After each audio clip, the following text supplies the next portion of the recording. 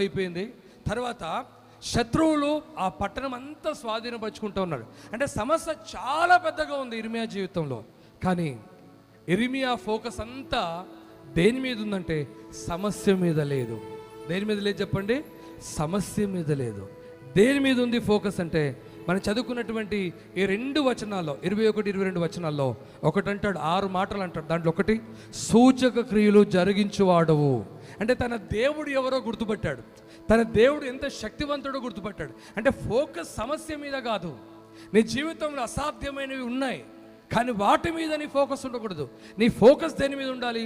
నీ లక్ష్యము దేని మీద ఉండాలంటే నీ దేవుడు ఎవరో, నీ దేవుడు ఏమై ఉన్నాడో దాని మీద నీ దృష్టి నిలిచి ఉండునుగాక.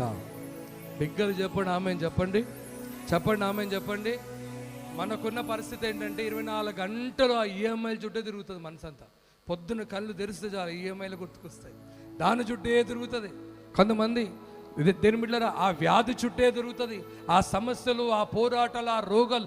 24 గంటలు ఆ రోగం గురించి, 24 గంటలు ఆ అప్పు గురించి, 24 గంటలు వారు చెప్పినటువంటి మాటల గురించి, దాని గురించే తిరుగుతుంది. నువ్వు ఎప్పుడు దేవుని గురించి ఆలోచన చేస్తావు?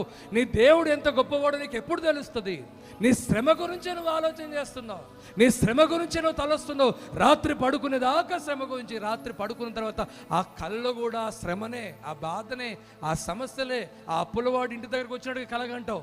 ఇదే తిరుగుతావు 24 గంటలు కూడా. నీకు దేవుని వాక్యం ఏమని చెప్తుంది? నీ శ్రమ మీద కాదు నీ దృష్టి ఉండవలసింది, నీ సమస్య మీద కాదు నీ దృష్టి ఉండవలసింది. నీ దృష్టి ఎవరి మీద ఉండాలంటే దేవుని మీద నీ దృష్టి ఉండాలి. దేవునికి స్తోత్రం, హల్లెలూయా. ఇర్మియా జీవితం